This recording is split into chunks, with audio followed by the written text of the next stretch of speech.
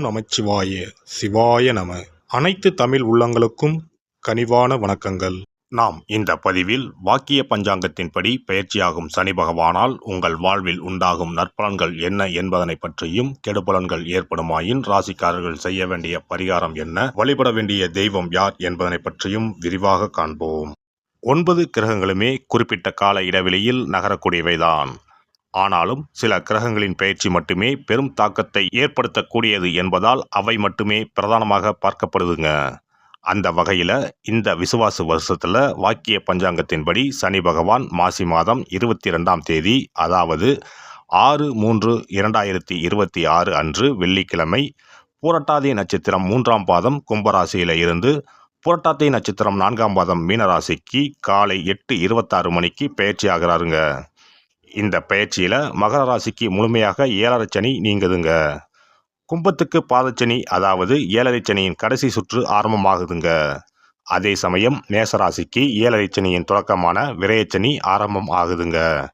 இந்த சமயத்தில் தனுசுக்கு அஷ்டாஷ்டமம், சிம்மத்துக்கு அஷ்டமம், மீனத்துக்கு 7.5 சனியில் ஜென்மசனி காலகட்டம் தொடங்குதுங்க.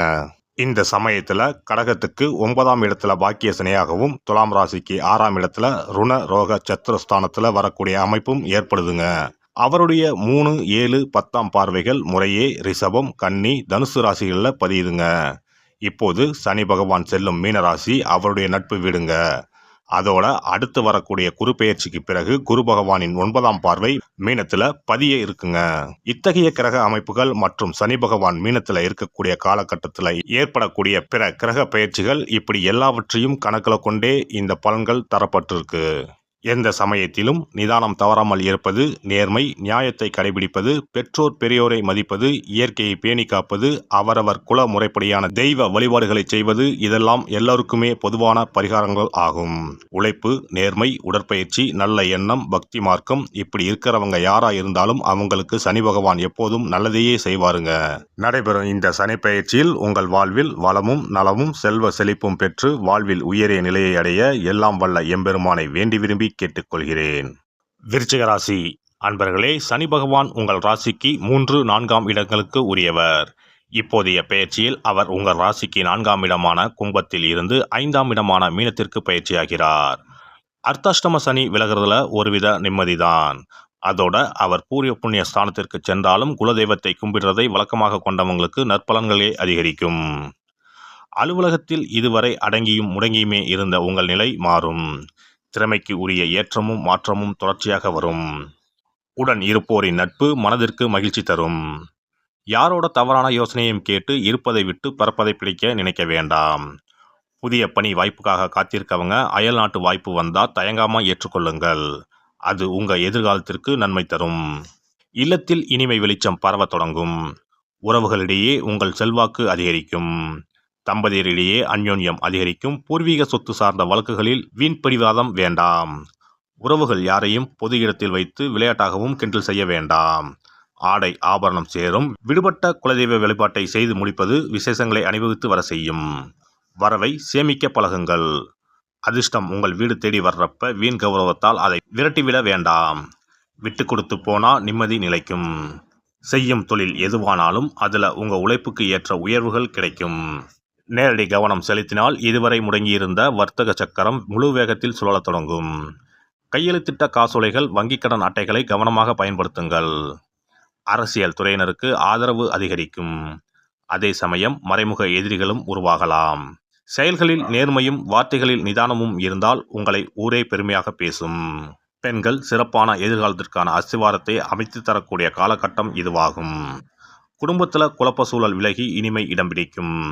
இந்த சமயத்தில் வீணான சந்தேகமும் வேண்டாத சஞ்சலமும் தவிர்த்தால் நல்லவை சீராக நடக்கும். மாணவர்கள் முயற்சிக்கு உரிய மேன்மைகளை நிச்சயம் பெறலாம்.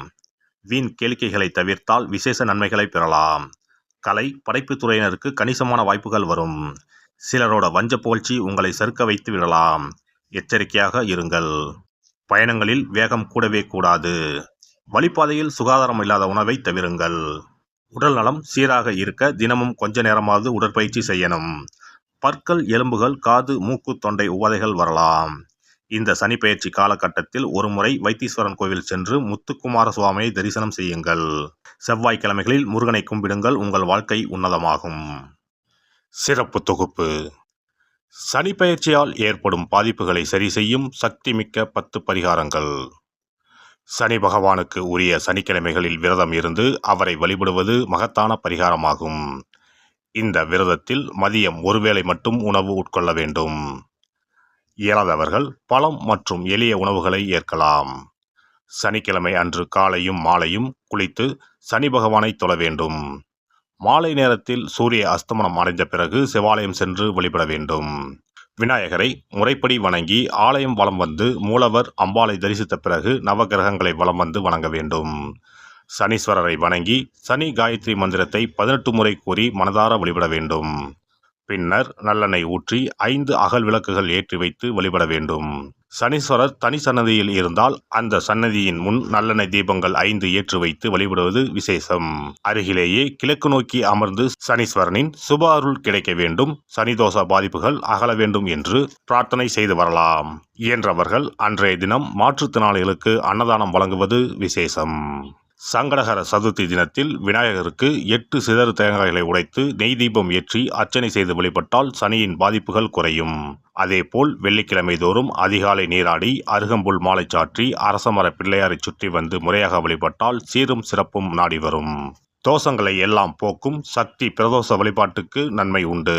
அதிலும் சனிக்கிழமைகளுடன் இணைந்து வரும் சனி மகா பிரதோஷ நாளில் நந்தியையும் ஈஸ்வரரையும் வணங்கி வருவது சிறப்பான பரிகாரமாகும். அப்போது சுவாமி நந்தி அபிஷேகத்துக்கு பால் வாங்கி கொடுக்கலாம்.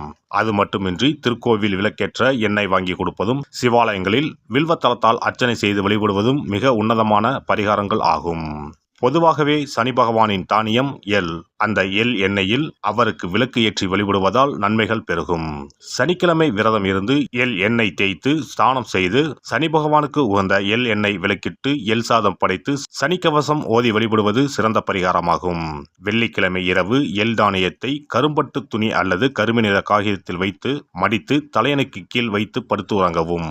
மறுநாள் காலையில் எள் எண்ணெய் தேய்த்து குளித்து முதல் நாள் மடித்து வைத்த எள்ளை வடித்த சாதத்தோடு கலந்து நைவேத்தியம் செய்து காக்கைக்கு வழங்க நன்மைகள் ஏற்படும்.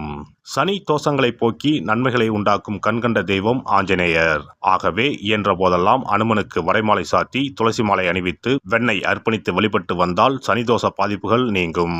வீட்டில் நலப்புராணம் படிப்பதாலும் நேரம் கிடைக்கும் போதெல்லாம் ராமநாமத்தை உச்சரிப்பதாலும் பாதிப்புகள் நீங்கி பயனடையலாம். ராமநாம ஜபம், சுந்தரகாண்ட பாராயணம் என குழுவாக இணைந்து கூட்டு பிரார்த்தனை செய்வது மிக அற்புதமான பலன்களை பெற்றுத்தரும்.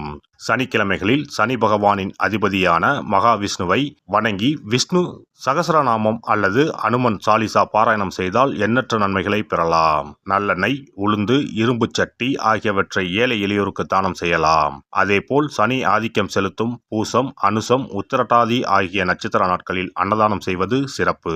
நடக்க முடியாத மாற்றுத்திறனாளிகளுக்கு நம்மால் முடிந்த உதவிகளை செய்தால் சனி பகவான் அருளால் மகிழ்ச்சியான வாழ்க்கை அமையும்.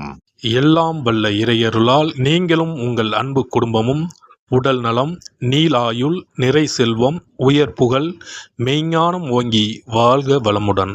இந்த வீடியோ பதிவு உங்களுக்கு பிடித்திருந்தால் லைக் பண்ணுங்க, கமெண்ட் பண்ணுங்க, ஷேர் பண்ணுங்க, மறக்காம சப்ஸ்கிரைப் பண்ணுங்க, பக்கத்துல இருக்கிற பெல் பட்டனை கிளிக் பண்ணுங்க. நன்றி, வணக்கம். ஓம் நமச்சிவாய. சிவாய நம.